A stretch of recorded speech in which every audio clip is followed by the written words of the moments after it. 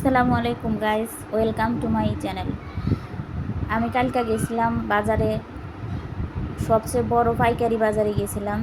সেইখান থেকে বড় একটা মাছ কিনা লইছি, বড় বড় কয়েকটা মাছ কিনছি ঈদের লেগা। আমার ঈদে আমার ননদেরা আমার বাসায় বেড়াইতে আইব। আমার ননদ দেবর বাসুর সবাইরে দাওয়াত করছি, সবাইরে মিললে একসাথে আমরা ঈদ করবো, সেজন্য সবাইরে দাওয়াত করছি। মানুষ একা একা থাকতে চায়, আমার আবার একা একা ভাল লাগে না। সবাই মিললে একসাথে ঈদ করবো, একসাথে আনন্দ করবো।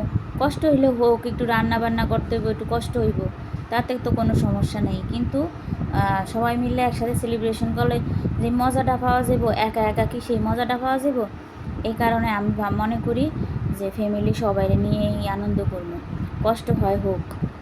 তো আমার মতো আমি সব কিছু গুছিয়ে নিছি, সবাই আইসা করবো মেহমান, সব গুছিয়ে টুছিয়ে সব রেডি করে নিছি।